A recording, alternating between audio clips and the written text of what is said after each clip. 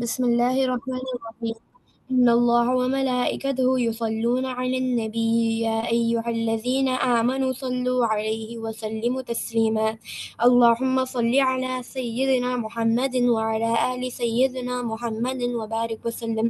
اللہ تعالیٰ کا بے انتہا فضل و کرم ہے کہ اس نے ہمیں نبی کریم صلی اللہ علیہ وسلم کی امت میں پیدا فرمایا اور پیدا ہونے کا فخر عنایت فرمایا۔ الحمدللہ یہ فخر اشقیاء انبیاء نکلا۔ مزید براہ کرم ہوا کہ اللہ نے قرآن جیسے نعمت سے وابستہ فرمایا، اولیاء اللہ کے دامن سے وابستہ فرمایا اور تجدید ایمان کے لیے ہمیں یہاں جمع فرمایا۔ قبر سیریز کے آج اس لیکچر میں انشاءاللہ اللہ تعالی اللہ کے مدد سے اور رسول اللہ صلی اللہ علیہ وسلم کے رسالت کے فیضان سے آج ہم دین کو حدیث جبرائیل سے سمجھنے کی کوشش کرتے ہیں۔ لاسٹ بیان میں ہم نے دیکھا تھا کہ دین کے اصل معنی کیا ہے۔ دین کے اصل معنی جزا اور سزا ہے، یہ لفظی معنی ہے۔ اور دین کے اصطلاحی معنی کیا ہے؟ اللہ کی مرضی۔ جزا اور بدلہ اللہ نے کس پر رکھا ہے؟ اللہ کی مرضی پہ۔ اللہ کی مرضی پہ اللہ عمل ہوگا تو جزا ہے، اللہ کی مرضی کے خلاف عمل ہوگا تو سزا ہے۔ سورہ فاتحہ کے آیت مالک یوم الدین، جزا اور سزا کے دین کا مالک اللہ ہے۔ سورہ فاتحہ کو ام القرآن بھی کہا گیا ہے، یعنی قرآن کے ماں، یعنی قرآن کے جد، یعنی قرآن کے بنیاد، یعنی قرآن کے اصل۔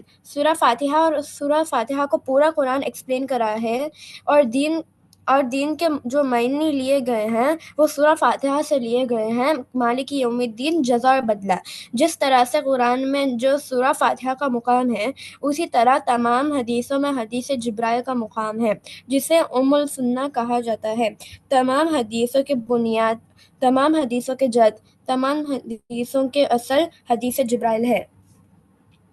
اب حدیث جبرائیل سے دین کو سمجھتے ہیں۔ اس حدیث کو روایت کرتے ہیں حضرت عمر فاروق رضی اللہ تعالی عنہ۔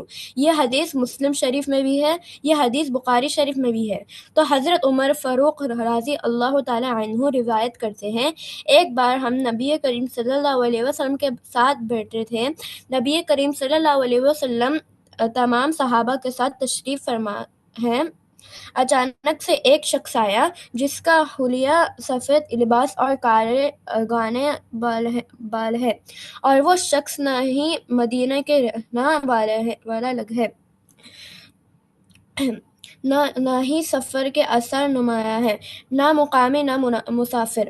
اچانک سے آیا اور تمام صحابہ کے بیچ میں سے گزار کر نبی کریم صلی اللہ علیہ وسلم کے قریب جا کر ادب و احترام سے بیٹھ گیا اور فرمائے، یا محمد صلی اللہ علیہ وسلم۔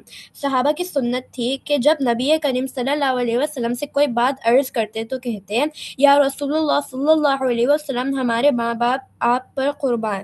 اس لیے اب سارے صحابہ حیران ہو گئے کہ آخر یہ شخص ہے کون جو اچانک سے آیا اور یوں قریب بیٹھ گیا اور کہتا ہے، یا محمد۔ سارے صحابہ حیران ہو گئے۔ اب وہ شخص نبی کریم صلی اللہ علیہ وسلم سے سوال کرتا ہے، مجھے اسلام کے بارے میں بتائیے کہ اسلام کیا ہے؟ نبی کریم صلی اللہ علیہ وسلم نے اس شخص کو جواب دیا کہ تو گواہی دے کہ اللہ تعالیٰ نے کس کے سوا کوئی معبود نہیں، اور رسول اللہ صلی اللہ علیہ وسلم اللہ کے رسول ہیں، اور نماز قیام کر، رمضان کے روزے رکھ، زکوٰۃ دے، اور اگر اللہ استطاعت دے تو حج کر۔ پھر وہ شخص کہتا ہے، آپ نے صحیح فرمایا۔ تمام صحابہ اکرام اور حضرت عمر فاروق رضی اللہ تعالی عنہ سب تعجب میں ہیں کہ اس شخص کو جواب پتا تھا تو اس نے سوال کیوں کیا؟ خود ہی سوال کر رہا ہے اور خود ہی جواب تصدیق کر رہا ہے۔ اب وہ شخص دوسرا سوال کرتا ہے، یا محمد صلی اللہ علیہ وسلم، مجھے ایمان کے بارے میں بتائیے۔ اب نبی کریم صلی اللہ علیہ وسلم نے ارشاد فرمایا کہ تو پر ایمان لیا، اس کے فرشتوں پر ایمان لا، اس کی کتابوں پر ایمان لا، اس کے رسولوں پر ایمان لا، قیامت کے دن پر ایمان لا، اور اچھی بری تقدیر پر ایمان لا۔ 6 جواب دیے۔ پھر وہ شخص کہتا ہے، آپ نے صحیح فرمایا۔ وہ شخص تیسرا سوال کرتا ہے، مجھے احسان کے بارے میں بتائیے، احسان کیا ہے؟ نبی کریم صلی اللہ علیہ وسلم جواب میں فرماتے ہیں کہ تو اللہ کی عبادت ایسی کر جیسے تو اللہ کو دیکھ رہا ہے، اگر یہ نہیں کر سکتا تو یقین رکھ کے اللہ تجھے دیکھ رہا ہے۔ پھر وہ شخص سوال کرتا ہے، قیامت کب آئے گی؟ نبی کریم صلی اللہ علیہ وسلم نے فرمایا، اس سوال کی حاجت نہیں ہے۔ پھر اس شخص نے کہا، قیامت کی نشانیاں ہی بتا دیجئے۔ نبی کریم صلی اللہ علیہ وسلم نے فرمایا کہ اولاد ماں باپ کے نافرمان نکلی گئی، اور دوسری نشانی ہے کہ اونچی اونچی عمارتوں پر فخر کریں گے۔ پھر وہ شخص چلا گیا۔ اب حضرت عمر فاروق رضی اللہ تعالی عنہ کھڑے ہو گئے، اور نبی کریم صلی اللہ علیہ وسلم دیکھتے ہیں کہ زیادہ تعجب میں حضرت عمر فاروق رضی اللہ تعالی عنہ ہے۔ فرمایا، جانتے ہو عمر یہ شخص کون تھا؟ حضرت عمر فاروق رضی اللہ تعالی عنہ عرض کرتے ہیں، یا رسول اللہ، ہم تو نہیں جانتے، اللہ اور اللہ کے رسول بہتر جانتے ہیں کہ وہ شخص کون تھا۔ نبی کریم صلی اللہ علیہ وسلم فرماتے ہیں، یہ حضرت جبرائیل تھے، تمہارا دین سیکھنے کے لیے آئے تھے۔ یہ ہے دین حدیث جبرائیل سے۔ تو حدیث جبرائیل سے دین کیا بتایا گیا؟ اسلام، ایمان اور احسان، تین باتیں بتائے گی اور قیامت کی علامت بتائے گی۔ یہاں پر بھی سوالوں کا بڑا چھوڑ ہے ایک دوسرے سے۔ جس کے اندر اسلام، ایمان اور احسان ہوگا وہ ماں باپ کا فرمانبردار ہوگا، اور جس کے اندر اسلام، ایمان اور احسان نہیں ہوگا وہ ماں باپ کا نافرمان ہوگا۔ اور ایسے لوگ جب دجال آئے گا تو اس کے ساتھ ہو جائیں گے، کیونکہ یہ لوگ بے دین ہو گئے۔ تو بات کیا ہے کہ دیندار کون ہے؟ صرف ظاہر کو دیکھ کر دیندار نہیں کہہ سکتے۔ حدیث کی روشنی میں دیندار دیکھنا، تو حدیث جبرائیل سے کیا بات ثابت ہوئی کہ دیندار کون ہے؟ جس کے اندر اسلام، ایمان اور احسان ہے وہ دیندار ہے۔ اب یہاں دین اور دنیا کا بھی فرق معلوم ہو جاتا ہے۔ جس عمل میں اسلام، ایمان اور احسان ہوگا وہ عمل دین کے تحت ہوگا، اور جس عمل میں صرف اسلام ہے، ایمان اور احسان نہیں ہے وہ دنیا ہے۔ جیسے کہ نماز پڑھ رہے، اسلام کا تعلق کس سے ہے؟ جسم سے ہے، حاضر ہو گیا جسم۔ مگر ایمان کا تعلق کس سے ہے؟ دل سے ہے، اور احسان کا تعلق کس سے ہے؟ روح سے ہے۔ اب نماز میں دل اور روح نہیں ہے تو وہ نماز دین نہیں ہے، بلکہ وہ نماز دنیا ہے۔ دین کے تحت نماز کیا ہے؟ جس کے اندر جسم، دل اور روح تینوں بھی شامل ہو، یعنی اسلام، ایمان اور احسان تینوں شامل ہونا۔ یہ تینوں میں سے اگر ایک بھی نہیں ہوگا وہ دین نہیں دنیا ہوگی۔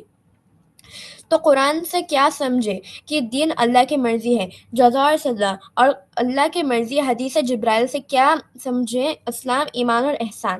قبر میں تین سوال تو سب سے ہوں گے، چاہے مشرک ہو، کافر ہو، منافق ہو، سب سے سوال ہوں گے۔ مگر حشر میں جو عمل کے بارے میں پوچھا جائے گا وہ صرف ایمان والے سے پوچھا جائے گا۔ تو جو قبر کے سوال میں کامیاب ہوگا، حشر میں ان سے ہی پوچھیں گے کہ نماز پڑھا، روزہ رکھا وغیرہ۔ لیکن جو قبر کے سوال میں ناکام ہوگا ان سے عمل کے کوئی سوال جواب نہیں ہوں گے، سیدھا جہنم میں ڈال دیا جائے گا۔ عمل کے بارے میں سوال صرف ایمان والوں سے ہوگا۔ تو آج ہم حدیث سے سمجھے دین کیا ہے۔ اسلام، ایمان اور احسان۔ پہلا، اسلام میں مانا گواہی دی، لا الہ الا اللہ محمد الرسول اللہ۔ دوسرا، ایمان میں جانا، اللہ کے ذات، صفات، افعال، آثار جانے۔ تیسرا، احسان میں پہلا جو مانا اور جانا تھا اب اس کے تحت دیکھنا احسان ہے۔ تو ماننا، جاننا، دیکھنا یہ دین ہے۔ اسلام، ایمان، احسان، ان میں سے ایک بھی نہیں رہا تو دین مکمل نہیں ہوتا۔ تو اس کے ساتھ میں اپنی بات کو ختم کرتا ہوں اور اللہ سے دعا کرتا ہوں کہ جو بھی کہا اور سنا گیا ہے اللہ ہم سب کو اس پر عمل کرنے کی توفیق دے، آمین۔ ان اللہ و ملائکتہ یصلون علی النبی یا ایھا الذین آمنوا صلوا علیہ وسلموا تسلیما۔ اللہم صل علی سیدنا محمد وعلی آل سیدنا محمد وبارک وسلم۔ جزاک اللہ خیر۔ السلام علیکم ورحمۃ اللہ وبرکاتہ۔